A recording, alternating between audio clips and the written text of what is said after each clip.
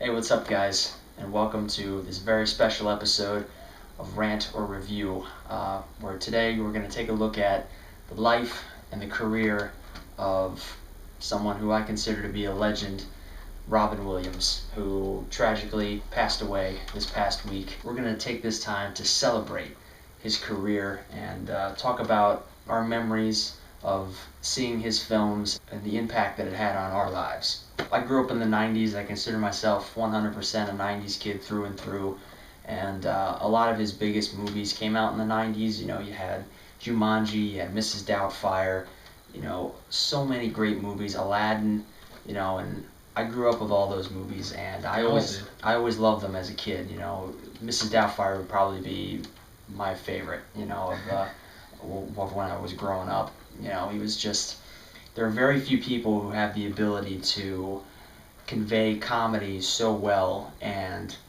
turn it around and give you a dramatic and you know, uplifting or sad performance in the way that Robin Williams could.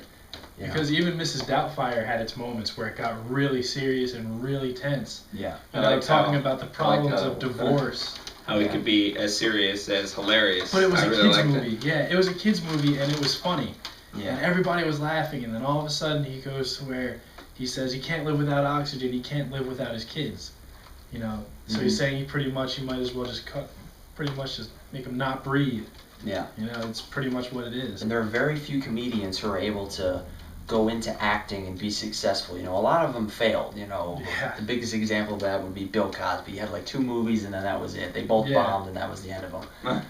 But, you know, you had people like Chris Farley and John Belushi and all these legendary comedians who crossed over into film and ironically ended up passing away long before their time.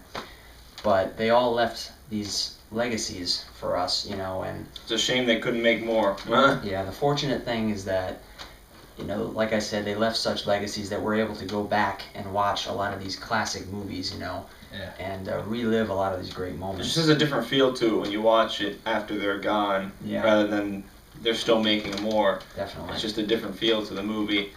I was more of a bigger fan of him when I was a kid rather than now, because I just didn't keep up with his movies. As a kid, I watched all his movies, like Flubber, Aladdin, and Jumanji, all those types of movies. When I was a kid, I was a big fan of. Jumanji. But Jumanji. That's one I used to love that movie. I used to watch that. At one point, I watched it every week for a straight like 2 months. My parents hated it. Yeah, no, it was bad because I loved the movie so much as a kid, and I just wouldn't want to ever stop watching it. I don't know if you guys ever had it or not, but I always had the Jumanji board game. Yes. The actual I didn't have it. I don't think I had it. Wasn't quite the same. I didn't know there was a board game. Yeah, obviously it didn't change the earth with it, but wasn't quite the same as in the movie. You know, much to my chagrin. You know, I was pretty upset when I found out this is nothing like the movie. You know, where are the elephants and the rhinos? Yeah, and the spiders and all these other horrific things.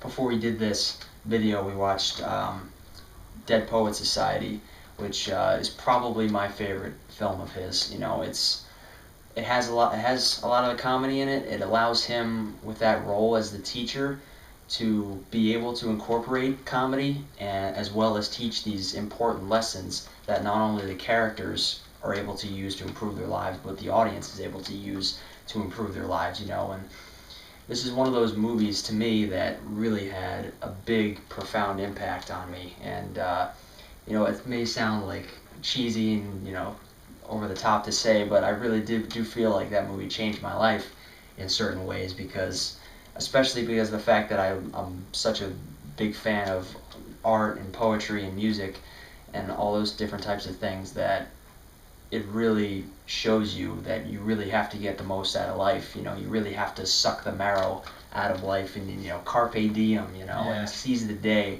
And after this movie's over, it just leaves you with a really good feeling inside, you know. And I love movies that do that. That you get through this whole story and there are some dramatic and really tough moments to get through, but in the end, it always just leaves you with this almost chills a lot of times. But you always come through feeling really good, you know. And when a movie's able to have that much of a positive impact, that says a lot about not only filmmakers but the actors involved, especially Robin Williams. The movie in general just had so many powerful moments too. Like for instance, where the one kid, he was trying to read poetry. He was going to read poetry, but he didn't have one written. So Robin Williams, his character, had him close his eyes and just say the first things that came to his mind. And then all of a sudden it turned into this really deep, thing. All of a sudden he's reciting these words that pretty much relates to his own life and how he feels. Yeah. Like he pretty much I thought that was really cool. Yeah, he pretty much came out and said that he thought that he would never be enough, and that was his poem. He was always terrified of public speaking and getting up in front of the class and pouring his heart out, but this Mr. Keating, Robin Williams' character, was able to show him, to bring him up there, cover his eyes, forget about the audience. Don't listen to them. Don't listen to them. No Be matter you. whether they're laughing at you or not, he taught him to be able to open up and let out what was inside, and to show to himself that he is worth something and he does have something to offer to the world, and that's just one example of the really profound messages that this movie has to give people, and I think that's amazing. I think the most powerful part of this movie was when the character Neil Perry, was when he was telling Robin Williams' character that he wanted to act, but his father wouldn't let him. Yeah. And Robin, of course, him being as inspirational as he was, turns to him and says, well, you have to explain to him your passion for this. Yeah. You have to explain to your father, you have to show him how you really feel. He's like, ultimately, you're living your own life. You need to live it. Yeah, absolutely. You can't let somebody else control it. Yeah. And I think I found that myself. I found that probably the most powerful part of the whole movie. Yeah. And slightly relatable as well. Oh, absolutely. That's pretty much the biggest message, I think, of this whole movie is, be yourself and don't do what conform. you want to do. Yeah, do what you want to do with your life. Don't conform, walk to the beat of your own drum, make your own walk, make your own path in life. Don't do something just to go along with everyone else because you're afraid that you'll be, ridiculed or criticized for what you believe or what you feel. You've got to not be afraid to walk your own path in life. Exactly. I want to be able to stand there if my parents told me how to live my life. Yeah. How I would just I'm out. like I was saying while we were watching the movie, I think that has a lot to do with the times too, because I'm assuming it seems like the movie takes place in the 50s. They don't really specify. 50s or early to mid 60s. Say it's around the 60s. Somewhere around there, yeah. Definitely before the 60s, music and everything, because the times that they do listen to music, it's more of the kind of sock hop, late 50s kind of sock hop kind of music. But yeah, I think a lot of the aspects of this movie are definitely influenced by the time period that it takes place in, because you have like the scene where the headmaster, takes the wooden paddle and spanks I would have hooked the headmaster there. I would have been like, I'm out. Yeah, it's like, it's one of those things that it shows how much things have changed today, because a lot of those prep schools and things, I'm sure they're still strict, but, you can never get away with striking a student in any way, shape, or form today, No, not today. So it really is a sign of the times, and I can't imagine living in that I couldn't in either. that time period and going to a school like that and having parents like a lot of those And the way they kids react to had. girls, it's like, Yeah. oh my god. Female. Yeah, it's They like, do exist. where's my Bible? I think in a way too, the times also haven't changed because there are a lot of people out there whose parents still do try to control them and force them to go through certain things. Mm-hmm. Just because, maybe their parents back in the day didn't have, what their son has, so they want them to experience it. Yeah. But at the same time, if whoever it is doesn't want to experience it, you can't force them to. Yeah. And I'm sure a lot of these parents probably went through the same thing that their kids were going through, where they actually had their own ambitions, but they were probably, shied away from it by their own parents. Exactly. And it's a real shame that people actually do that, and they kind of spread this, generation to generation, because people have to find their own way. Everybody has their own dreams and their own ambitions, and you've got to let, especially if you're a parent, you've got to let your kids, find what they want to do and find their own way. Otherwise, how are you ever going to be able to let them go?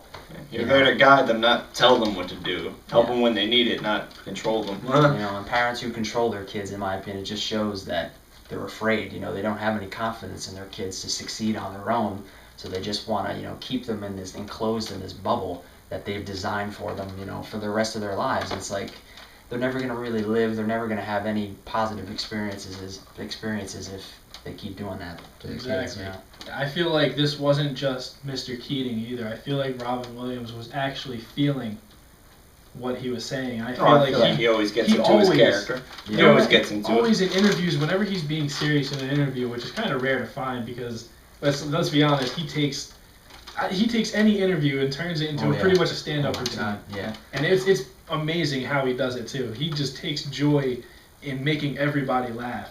Yes. And I honestly think that this movie, along with a lot of his other interviews, he does say all the time how you need to be your own person. Not only was he an incredible actor and an incredible comedian, but he was a wonderful human being with pretty much a heart of gold, you know, and that's what he cared about. He dedicated his life to making people laugh and making people happy and bringing positivity into their lives. And how can you fault a man for doing that, you know? And it's kind of ironic, though, that people say now that the funniest people in the world are usually the ones who have the most pain inside. It's weird how that works. And so many of the comedians that at least I consider to be the funniest people, like Chris Farley and John Belushi and they obviously had some other stuff going on. Yeah, Richard Pryor, you know. And on stage, they might be one person, but off stage, they could be a totally different person. Yeah, they always seem to be battling these demons, and a lot of them aren't able to overcome them, you know. And there are a few who are able to overcome them. George Carlin lives a completely full life. He was one of the funniest comedians of all time, in my opinion. You know, and another example of someone who survived their demons was Jim Carrey. Yeah, you know, Jim Carrey. You know, it's not something that I don't think that he talks about very often, but he's one of the funniest people that I've ever seen. I'm a big Jim Carrey fan. And, you know, and apparently he's dealt with a lot of demons in his life and a lot of troubles in his life, and he's had a lot of pain, and he's gone through bouts of depression, you know, and he's gotten through it, you know. No big deal.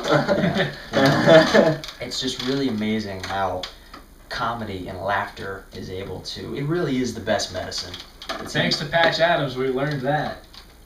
You know, I wasn't a huge fan of that movie, honestly. Why? I just thought it was a little too, I thought the message was a little too forced for me. Can you see any other person in his, like, doing that role?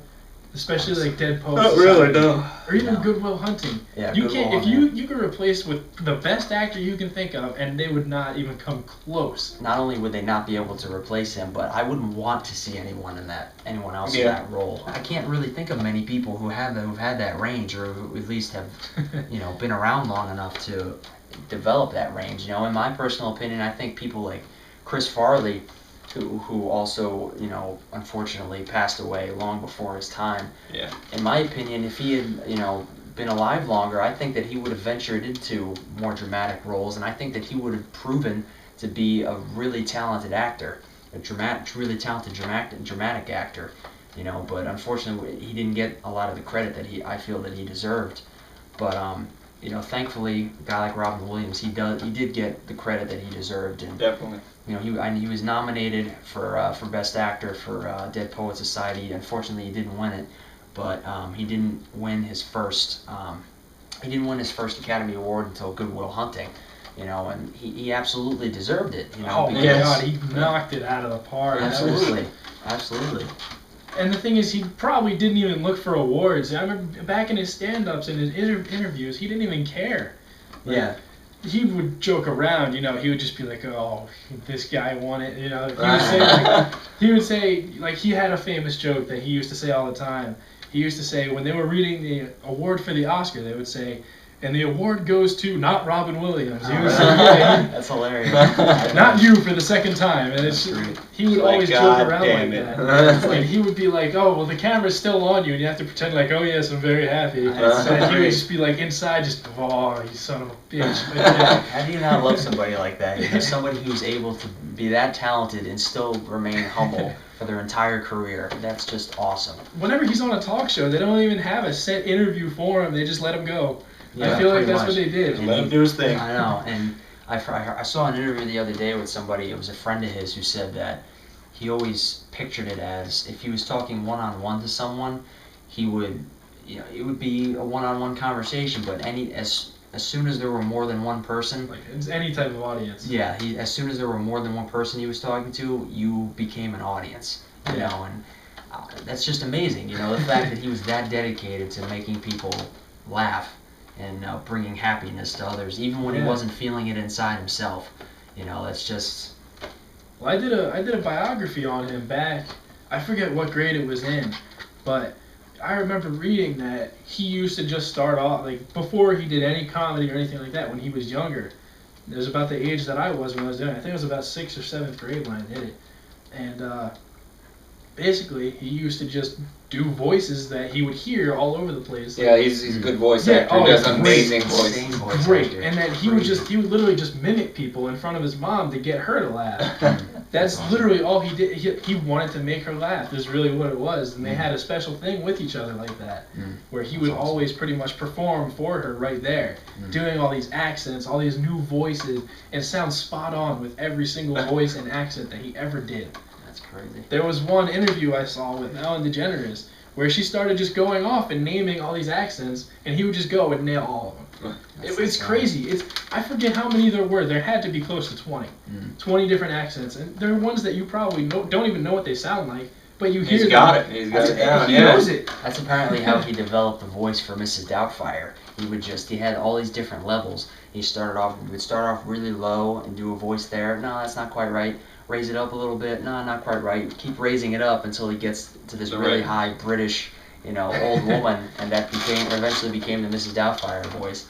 It's just little things like that, not to mention how often he improvises during his roles, and the fact that so many filmmakers are just like, let him go. Just press record and walk away. We don't even need to be here.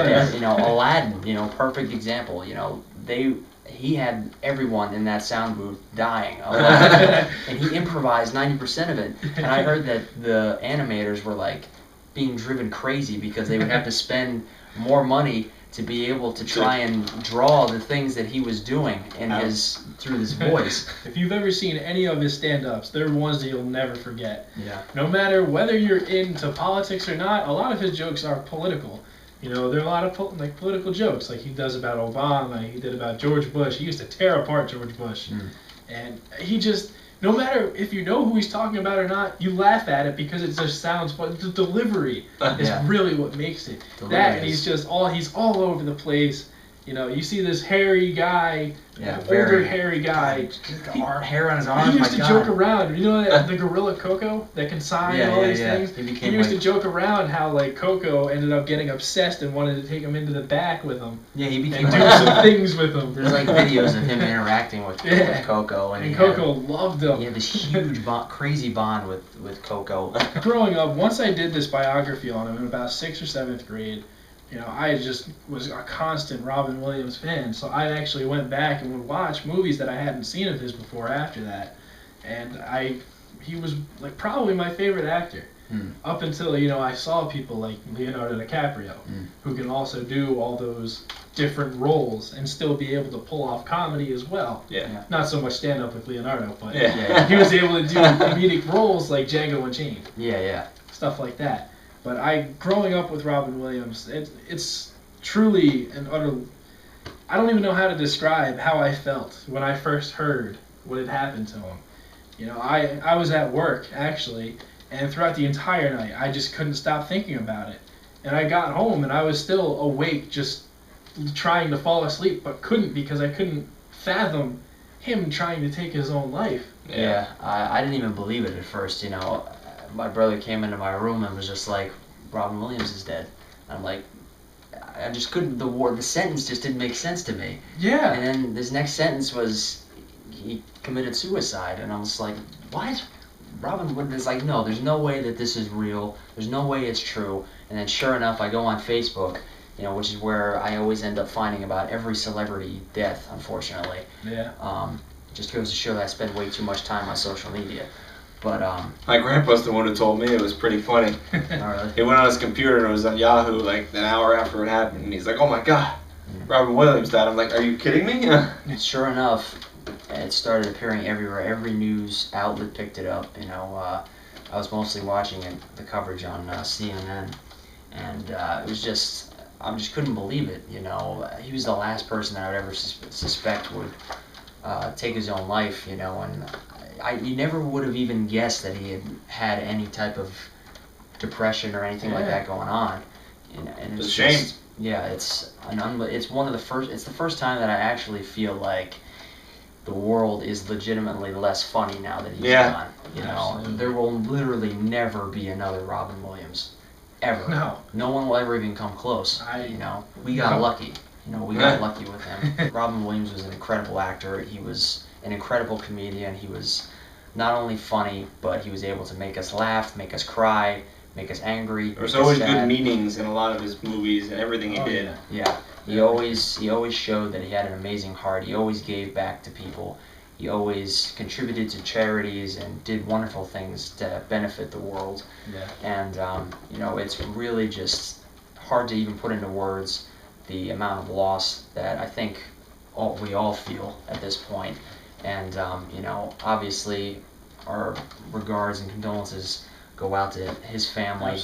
And give them some privacy. Yeah, leave them alone. He had been struggling ever since he had that heart operation. Yeah. If you look back, he even says one of the causes of this operation is depression. Yeah. It's nothing to do with, you know, his personal life. I mean, I'm sure that does have an aspect of it because he did struggle with addictions to cocaine, to alcohol. Yeah, and I don't. And he somehow got past those addictions and kept clean throughout the rest of his life. Yeah. I mean, I forget when he finally admitted himself into rehab. It was. Well, he's been in rehab twice. He was in rehab a couple months ago because he relapsed on alcohol.